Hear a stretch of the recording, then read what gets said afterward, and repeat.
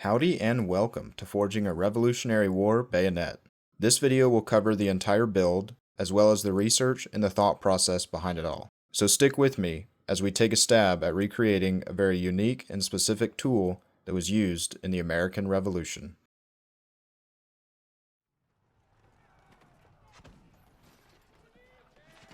Now, I don't intend on doing a history lesson or too much of a deep dive on the battle itself, but it is important that we go ahead and look at the battle to see if we can uncover why this style of bayonet was needed. Here's a map of the Battle of Kings Mountain, and it's located in South Carolina and is now classified as a national military park. From the map itself, we can distinguish that Major Patrick Ferguson and his British forces were encamped on top of the ridge, and as you can see all around the mountain, they are surrounded by colonial forces. The geographic location along with the elevation changes in the terrain does lead me to believe that both the British and colonial commanders realized that melee or hand-to-hand combat was inevitable. So let's try and find some more sources, and hopefully we can find something specific about this style of bayonet. I've come across a book titled Kings Mountain and Its Heroes by Lyman Draper. This book was published in 1881, and it includes eyewitness accounts from the battle itself. If you're interested in this type of history or just doing a little bit of reading of the battle, I definitely recommend checking this book out, as it's a great read. Here we are at chapter 12, and this is where things get pretty interesting. The provincials were well trained, and Ferguson relied largely upon them in consequence of their practiced skill in the use of the bayonet, and, in case of necessity for such of his Tory troops as were without that implement. He had provided each with a long knife made by the blacksmiths of the country, the butt end of the handle of which was fitted to the proper size to insert snugly in the muzzle of the rifle, with a shoulder or button 2 inches or more from the end, so that it could be used as an effective substitute for a bayonet. Here we have a more traditional style of a bayonet, and this is oftentimes referred to as a socket bayonet or a triangular bayonet. Now, this specific bayonet was used in the American Civil War, which was almost 100 years after the American Revolution. Now, although it is 100 years later, the technology is pretty much the same. Now, let's go ahead and take a look at how this actually mounts onto a musket. Now, this style of bayonet would actually mount over the barrel instead of being inserted into the muzzle of the barrel. The front sight, or what we refer to as a bayonet lug, would move in that little channel there and lock in place. Then with this bayonet, there's a ring that can twist over everything and actually lock it onto the sight or the bayonet lug so the bayonet doesn't fall off when you try to use it. An advantage of this style of bayonet is that the gun can actually be fired while the bayonet is attached, unlike the bayonet that we're trying to reproduce as was seen in Kings Mountain. So now that we understand how a traditional bayonet works, let's go ahead and move into sketching out our design.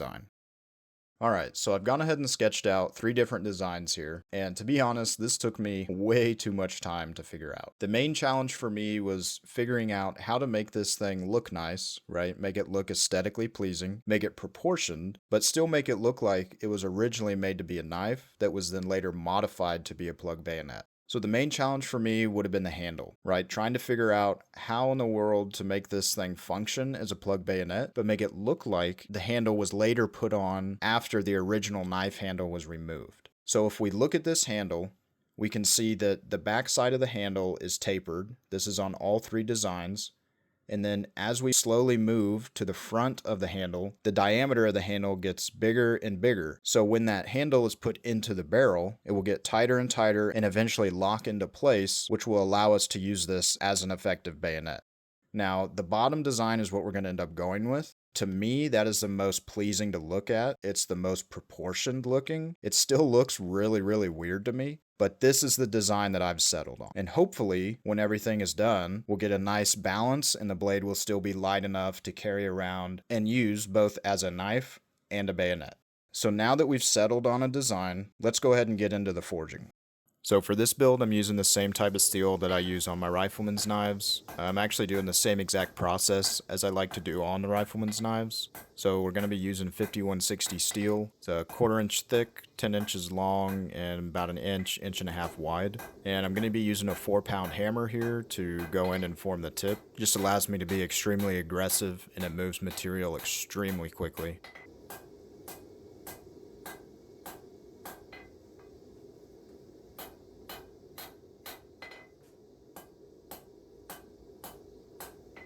Now we'll go ahead and switch over to a lighter hammer. This one's about 2.5, 3 pounds, but it's got a longer handle on it, which allows me to get more leverage, which also allows me to get a little bit more power in the swing. So I'm going to be refining the tip right now. This is nowhere near being finished, but I like to go ahead and refine the tip here before we move into actually lengthening the blade.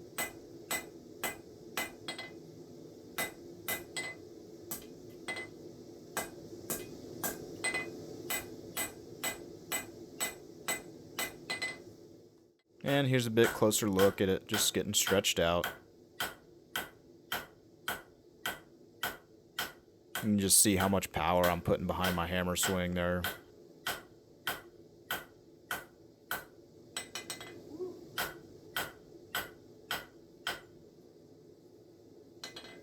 Do the other side real quick. I like to try to keep everything as even as possible each time it comes out of the forge and onto the anvil.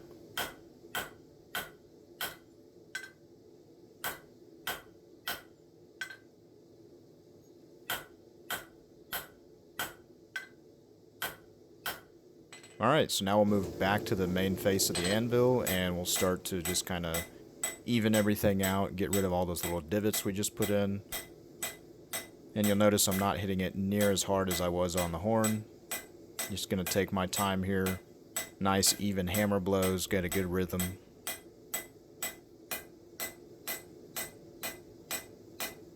Flip it over, do the same exact thing on the other side, like I said, keeping everything as even as possible when we get to the anvil.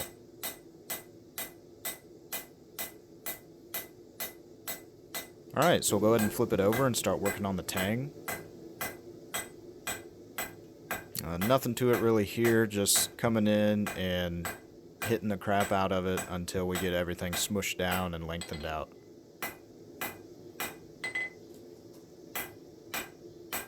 Just want to make sure here that I don't accidentally hit the blade or the edge. I've done that before, it's not very fun. Don't want to have to go back and redo something that we've already done.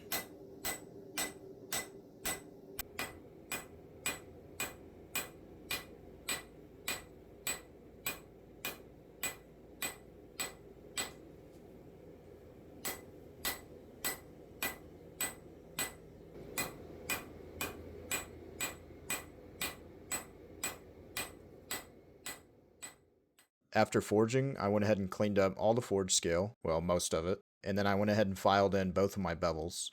So the next step is to start working on the copper beryllium piece.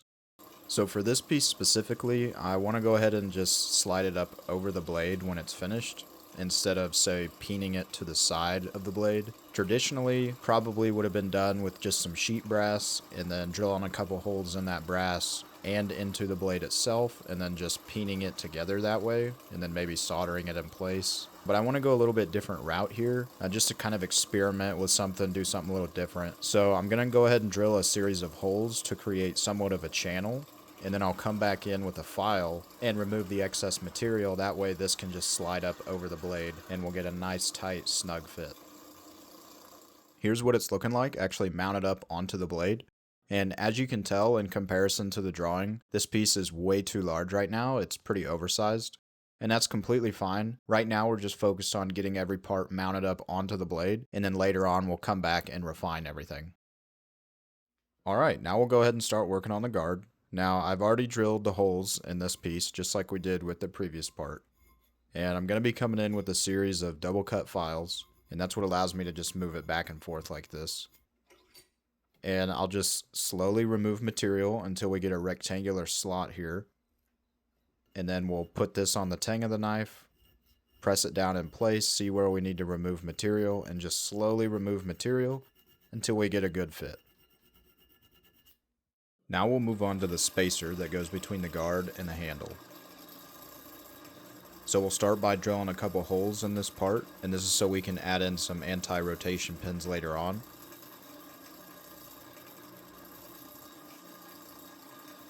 And since this is steel, it's going to heat up pretty quick, so we're going to make sure to use some oil here, just to kind of lubricate that drill bit and make sure that we don't burn anything up.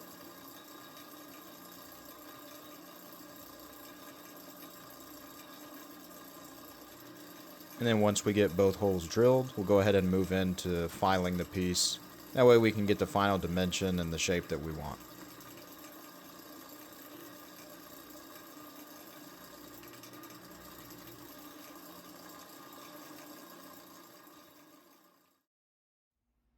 So the design that I'm going to do for this spacer is what's called a wedding band design. Now, other than wedding bands or wedding rings, we typically see this design on the transition point from octagon to round on old gun barrels.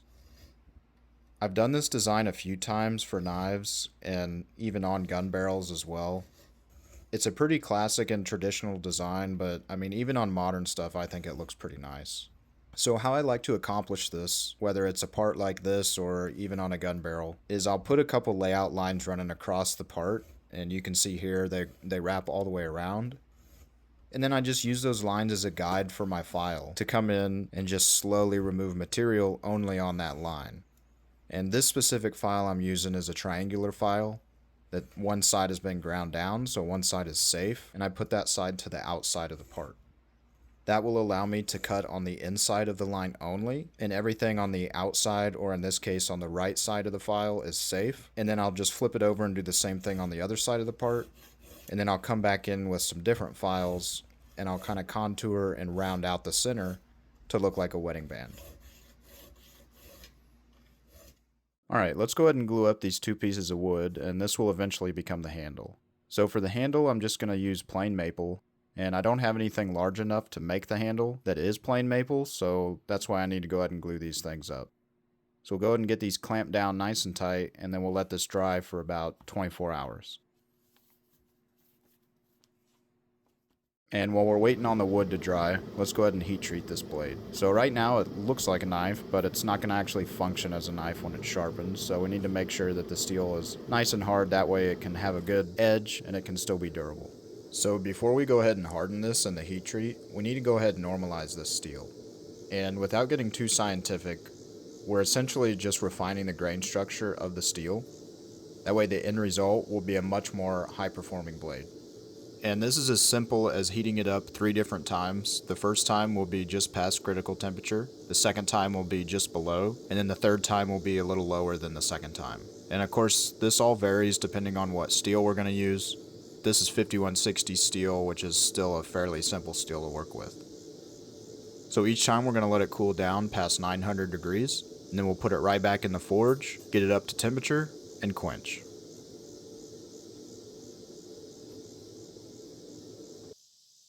We'll do a quick hardness test here, make sure that everything is just like we want it to be. And then we'll go ahead and throw this in the oven and get it tempered.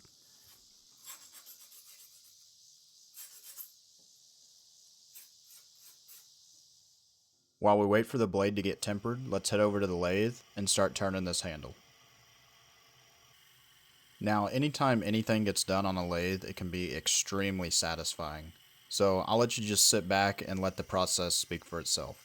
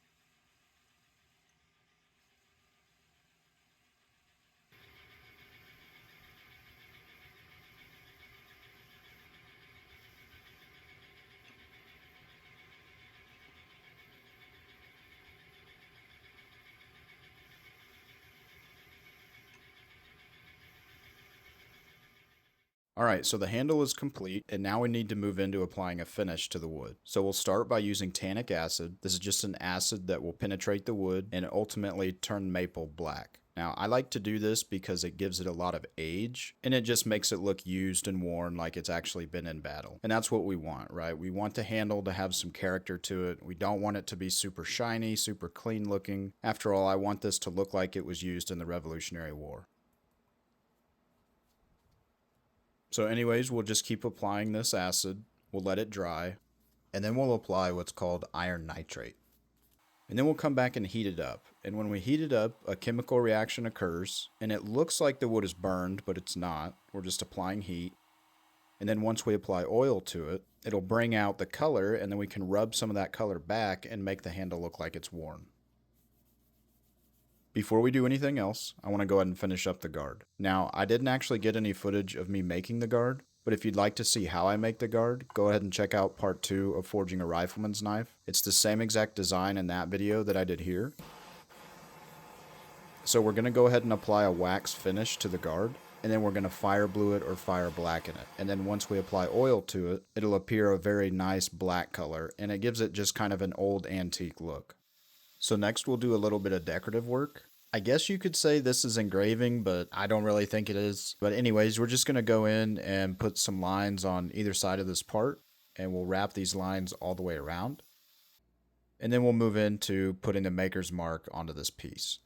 Now, I'm not really a big fan of how my maker's mark turned out on this, but nonetheless, it was an experiment. Always got to try something different, but I'll know for next time to just keep the maker's mark on the blade itself. And now we'll go ahead and sharpen the blade. So we're going to start by just using a belt. And I believe this is about 240 grit belt here. And I'll eventually take it up to either 800 or 1000, just kind of depending on how I'm feeling. A couple things to keep in mind here is that I want to do nice even motion. You'll notice that I'm not just moving my arms or my wrists, I'm moving my whole body.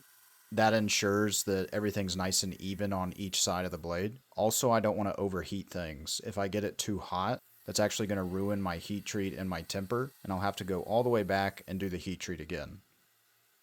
We've worked our way up to about an 800 grit belt, and this is a worn belt, so realistically it's probably about 1000 or 1200.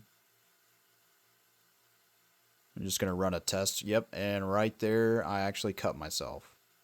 Right where that blade kind of hung up there on my arm. So this thing's pretty freaking sharp.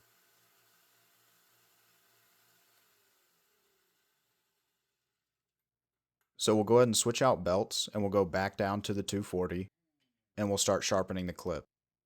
And to do that, we'll just repeat the same exact process, only this time hopefully I won't cut myself. And then after that, we'll go ahead and get this thing assembled.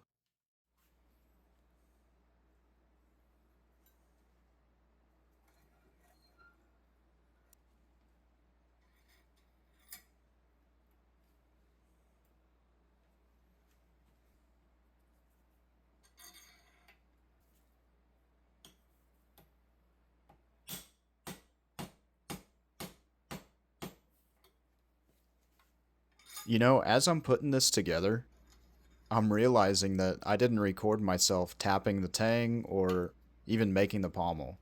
I mean, I guess that's not the end of the world, but I'll just have to make sure not to overlook that in the future.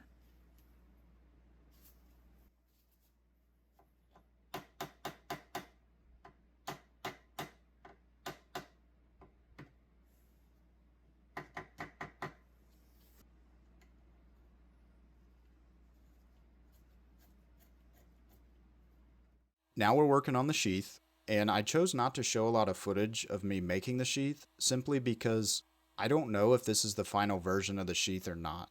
This blade is such a unique piece of history that I feel like the sheath needs to be equally as unique. This is the final version of the sheath for this video, but maybe sometime in the future I'll come back and redesign a sheath that I feel truly suits this blade. So what you see me doing right here is applying beeswax to the leather, or to the buckskin, and then melting it into the buckskin. And when this penetrates and dries, it's going to actually harden up the buckskin so that sheath will retain the shape of the blade. So all we have to do now is just let this beeswax dry, and then we can finally unveil what I'm calling the King's Mountain Bayonet.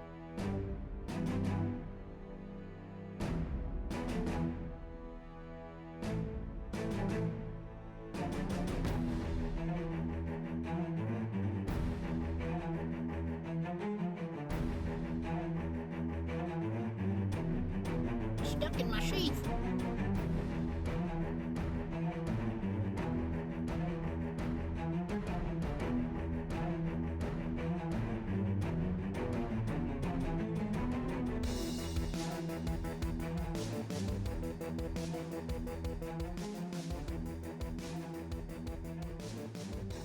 If you liked the video, go ahead and hit that like button and subscribe.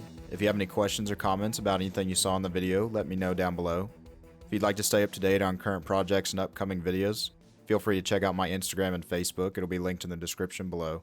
And remember to keep your tools sharp and your mind sharper. And thanks for watching.